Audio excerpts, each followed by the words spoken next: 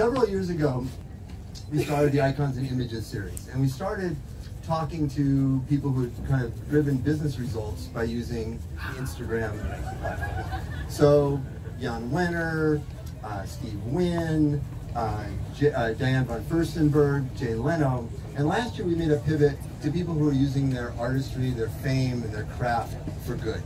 So we started a conversation with Alan Hughes, talking about storytelling, directed Menace to Society when he was 19 years old, and really talking about what does it mean to tell stories at a young age and kind of come at life differently.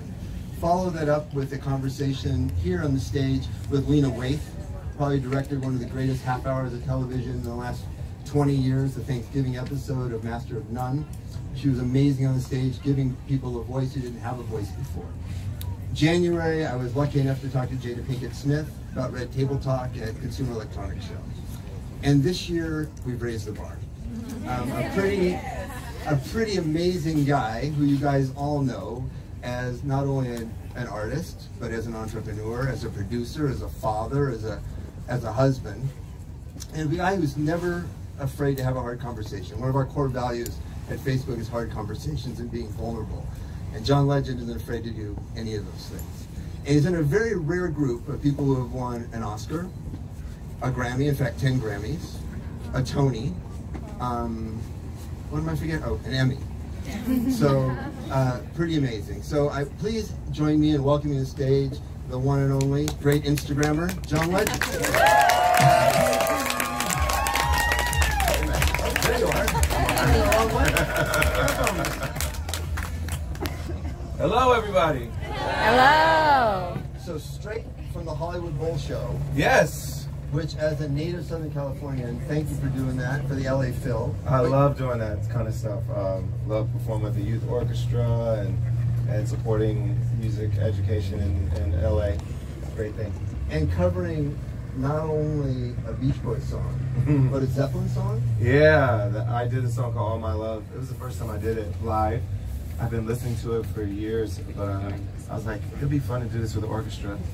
So if you haven't read the coverage of that show this weekend, amazing. And thank you for coming straight. Of course. I mean, thanks for inviting me to Cannes. Good to be here. Yeah, we're all blessed to be here. So, you know, we could talk, a whole other talk about the serendipitous and circuitous route to your fame. But like went to Penn, recorded Miseducation of Lauryn Hill as a junior. Yes. I have to on one song. Yeah. I play piano. A song called Everything Is Everything. Well, that's a good song to be yeah. on. That's the one. But you know, more interesting. Well, we have to give a shout out to the management consultants because I'm sure a lot of consultancies are here. And John, yeah, consultants. John was a management consultant at BCG, and his music was a side hustle for a while.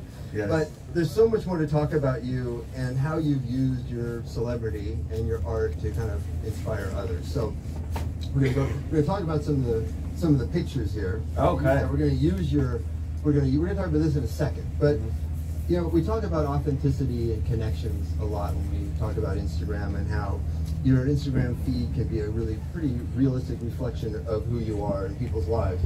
And from your earliest post, you've given us a really authentic look at who you are. And it was always you. It was pretty raw, and you made yourself pretty vulnerable. And if hard conversations are a core value of Facebook, vulnerability is as well. So thank you for that. But you also have done this while tackling a range of pretty serious subjects from really early in your career, but always doing it with a seemingly affirmative, positive outlook. Do you think that's fair? On my Instagram, yes, I think it's mostly affirmative and positive. I think I get a little nastier on Twitter just because something about the media. That over there. Something about the media. But no, but I think Instagram, for me, has always been a lot of positivity, and even the interaction with the fans has always been really positive. We show a lot of our family life, just the fun personal things we get to do, and I really enjoy that form of interaction with all the people that follow me. And that connection is real. So where does that come from? Like, you know, that's you. But like, where did that come from? Well, I think it just comes from a genuine place of enjoying my life and also wanting to share it with people who care about my life. And I think the same instinct is in everybody, you know. If we're having a good time, we want to share that. Right. If we're proud of our kids, we want to share that. And if we're on a beautiful trip to Cannes, we want to share that too. I think everybody has that same impulse. I just happen to be a little more well known than other people that do the same thing. But I think most of us enjoy sharing those types of moments with our friends and people who care about us. And I think I'm no different. Yeah, but, and also what I love about your feed is you've taken things that at first blush appear to be mundane, right? The kind of the regular, you're kind of your regular life. It's not super. But I'm going to look at a picture in a second that isn't posed. I'm going to give you a hard time about it. But for example, this swimming, this picture. Oh yeah. So yes. there's a now here's look at okay, this is John Legend swimming in a very nice pool, but there's more to that. Yes. Right? And so again, this is back to kind of vulnerability thing. Can we talk about that a little bit? Yeah. So I didn't learn to swim when I was a kid. I grew up in Ohio. My parents took us to the YMCA and gave us the option of taking swim lessons. I hated it and never learned how to swim. And my older brother did, my younger brother did, but I just never learned. And here I am, living in Beverly Hills with a pool in my backyard and unable to swim with my kids. And I decided I was going to take swim lessons. And I was inspired by my dad, who never learned either and started learning in his 60s. So I was like, if Dad can learn in his 60s, I can learn at the age of 40. And so I just started taking lessons in my backyard, and we started chronicling it and putting it on my Instagram feed. And it got so much great response because I think a lot of people kind of give up on it if they haven't learned by the time they're adults. There's been a history of discrimination when it comes to black people in swimming pools in America, and so there's a history around that. And so I think it was very affirming and very exciting for people to see me learn at the age of 40. And I've been showing people my progress over time. And I'm getting even better since then. It's great. Yeah, thank you, because it is the thing that it's vulnerable. It's not the superhero. It's not what you expect, and there's a deeper message to that. So yeah. I think it's positive. So we're going to talk about this briefly because I know you get asked about this a lot. But you and your wife Chrissy are. If we go to the next slide. Timo, you got, yeah. So you guys are the poster children or poster couple for hashtag relationship goals, right? And so I don't want to spend a lot of time with that. I want to take it to a little different tack. Okay. And kind of as a father. And as a dad, how you're really thinking about, you know, making it okay for men to take more responsibility. So I'm going to show a post here. This is a picture I'm going to give you a hard time about because that background is ridiculous. That's like a humble brag. Like, and just walk around with that behind you all the time. No, that's unreal. But you know, the Love the Change campaign was an interesting one. It had huge impact. So do you want to talk about that a little bit? Yeah, so everything about that campaign, it feels like, you know, it was so organic and it was so natural because it started out me singing a random song to my daughter, Luna, after she was born, when I would change her diaper. I would literally just sing, "Somebody's got a stinky booty, her name is Luna, and she made a poopy. Somebody's got a stinky booty, and Daddy's gonna clean it up." And so I would sing that to her, and that's how my dad used to sing to us. He would sing just little random jingles around the house. Both of my parents are very musical, and my whole household was very musical growing up. And so my whole life was my dad and my mom just singing little random things. "Oh, it's time to go to bed." They would sing about going to bed. Bedtime, bedtime. That's what my dad was singing. And then, so that was my whole life. And so that was just how I expected that I would sing to my kids. And so I sang that to my daughter when I was changing her diaper. And I sang it a few times. And one time I sang it around one of the guys that works for our production team. And he was like, "You know, guys, we should pitch this song to Pampers." And Pampers had not really done a lot when it comes to advertising, and particularly they hadn't done anything around dads changing diapers. And if you don't know, Pampers is like hugely way ahead of their competition in America. They sell lots and lots of diapers. They don't really need to spend a lot of money on advertising because, you know, everybody needs diapers. And if they need diapers, they're going to go to Pampers usually.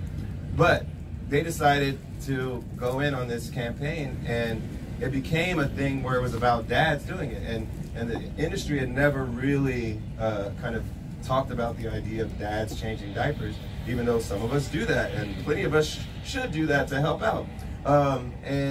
So it became a thing about daddy diaper duty. And we involved other dads, we involved Adam Levine, we involved all these other dads that were included in that, and we made a real campaign out of the idea of daddy diaper duty.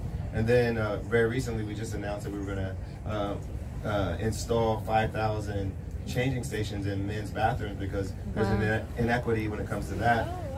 There's kind of this expectation that women are going to change the diapers, and so women's bathrooms would have these changing stations, but men's wouldn't. Right. And so the most recent kind of step in our Daddy Diaper Duty campaign has been to install those changing stations in men's bathrooms and public restrooms in the U.S. and Canada. Yeah, fantastic.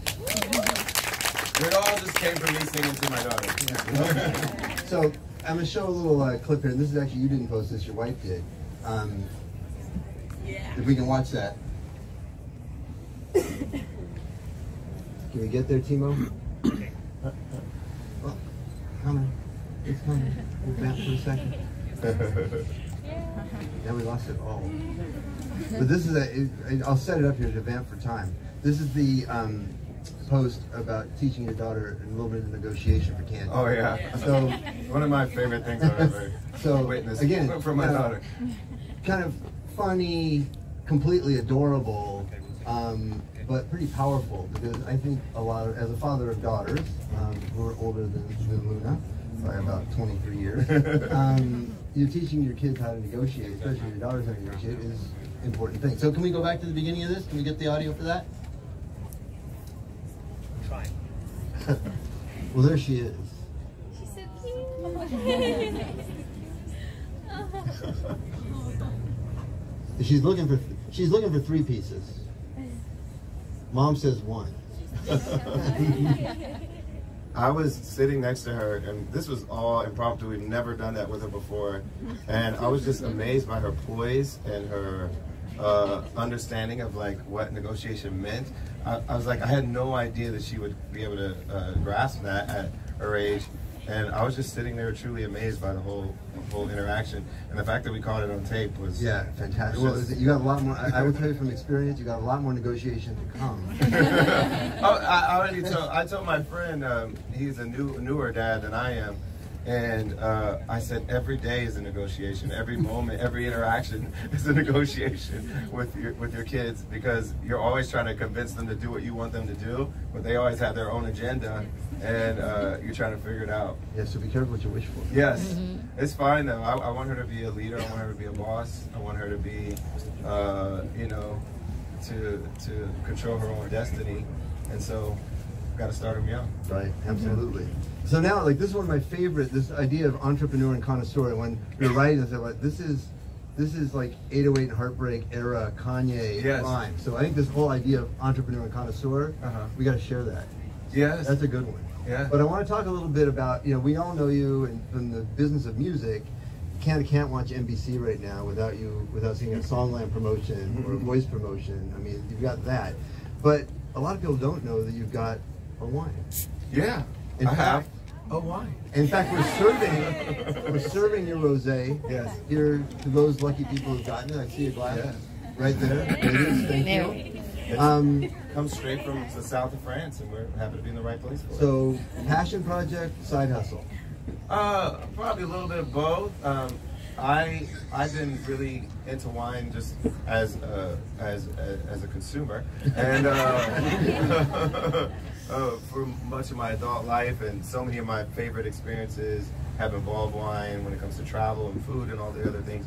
But I also always believe that wine and my music just kind of had a nice chemistry together, and thought it'd be interesting to create my own wine brand. And so I talked to my manager about this, and we had, talked about partnering with a vineyard, and we found the perfect partner in Jean-Charles Boisset and Raymond Vineyards, and we started LVE, Legend Vineyard Exclusive.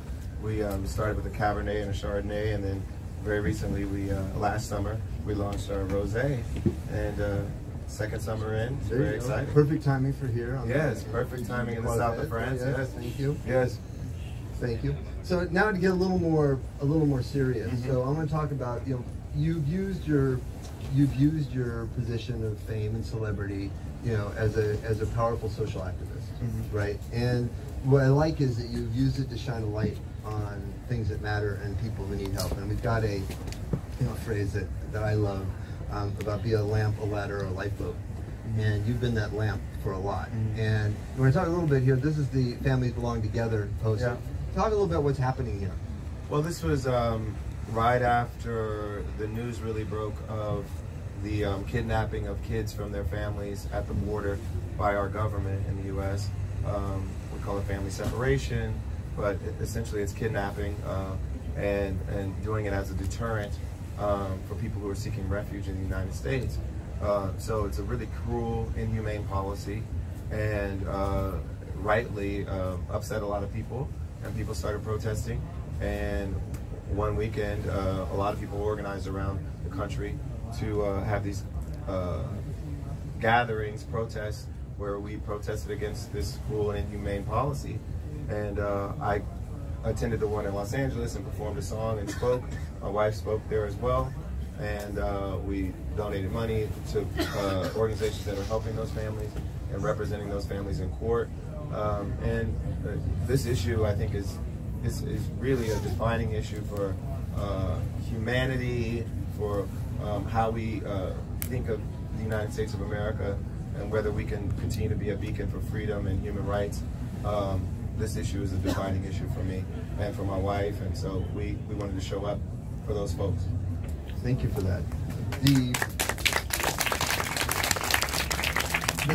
The next post from you is around the Day of the Girl, and this was talk a little bit about this, the Global Girls Alliance and the Obama Foundation and what you're. Yeah, I think a lot of us, including First Lady Obama, people like Melinda Gates, and other folks around the world have called attention to this issue that too many girls aren't getting a full education. So they'll be in the same family with boys, and the families will invest in the boys' education and see their future as something that they want to invest in, but they often won't do the same thing for their girls. And this is an issue that we care about, and we think is holding back development and growth in a lot of areas around the world, and we wanted to bring attention to that.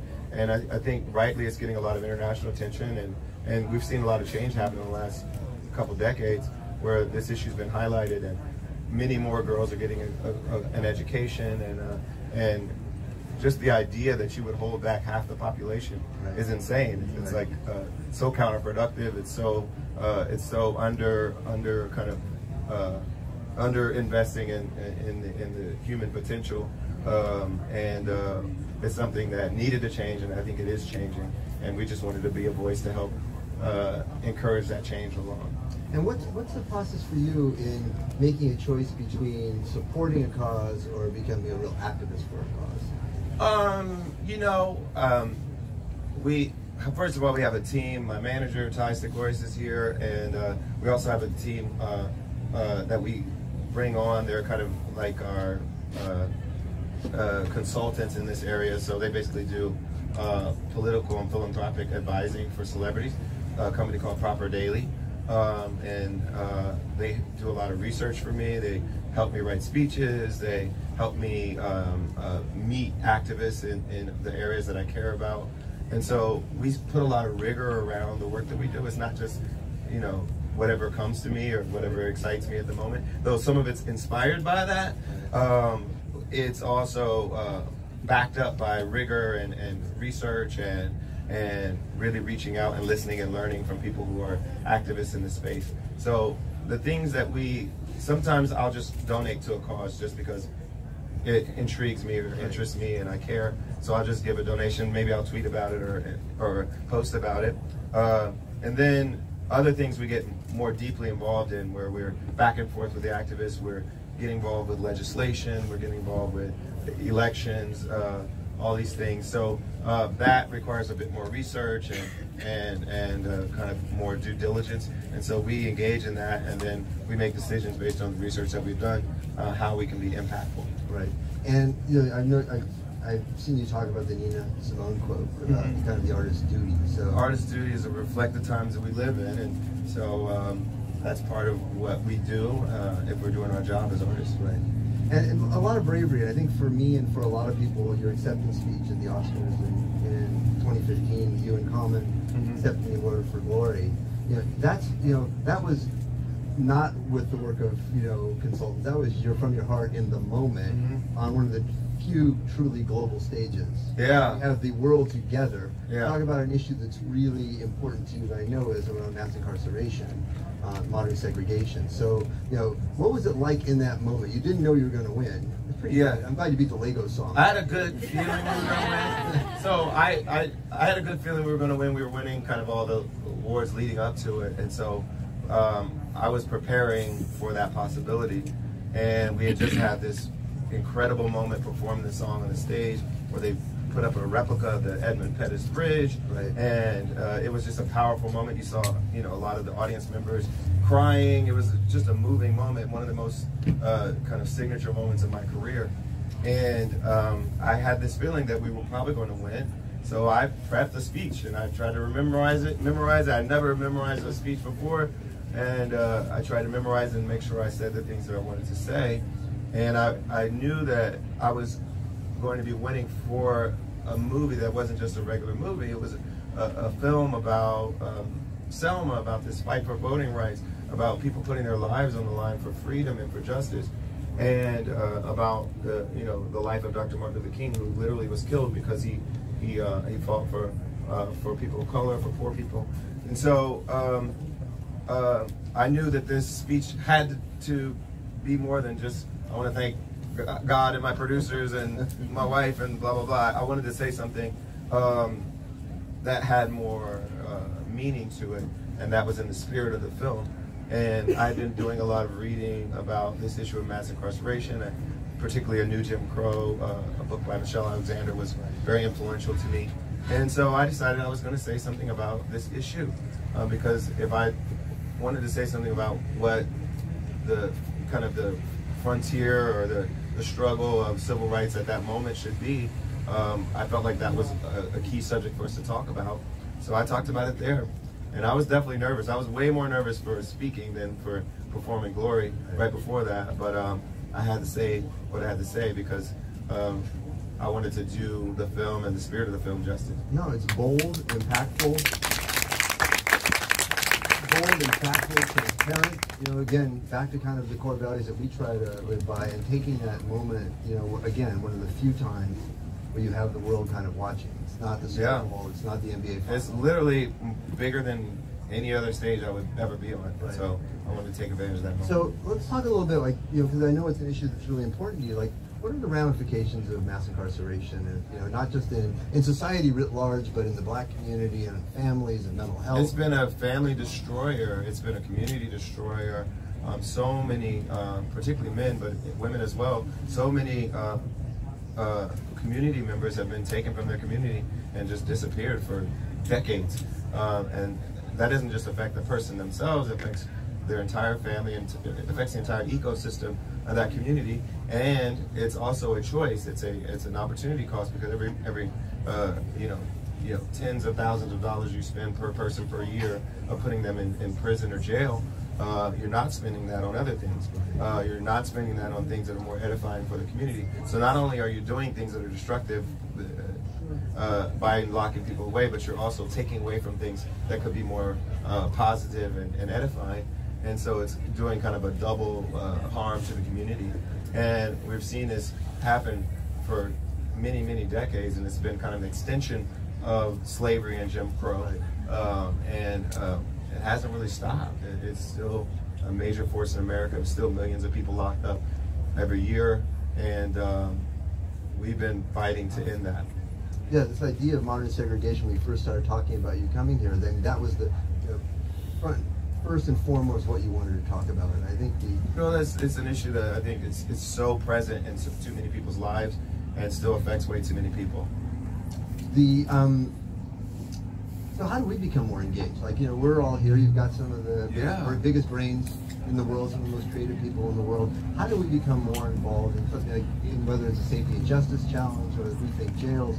You know, what can we do? I think everybody should be listening and learning from each other. I think that's one of the keys, I think, to opening your heart to something. You have to open your mind, you have to listen. And once you listen and if you have any empathy with people's pain and their suffering, even though you're not going through it yourself, hopefully you can find a way to get involved. And that's what I've done, and hopefully other people do the same thing. So it seems like that's the whole point of the Can't Just Preach miniseries. I think it was like fascinating that the transfer, you know, helped you make this little series. So there's been a gap of time between the single and the wrap of the miniseries. Has been any progress there? Well, we engaged a lot of fans. We raised money for some great causes, and we continue to support those causes, and it's been a really powerful thing, because what we wanted to do is not just put out a song. The song meant a lot to me, the message of the song meant a lot to me, and I wanted to connect people to people who are out there doing things, not just talking about it. And celebrating on a local level, like trying to find people. Do we have audio for this? We've lost the audio, but I really encourage you to look at the stuff that you've done around Can't Just Preach. Yeah. And really celebrating local people. We do have audio. Oh, there we go. We did have audio.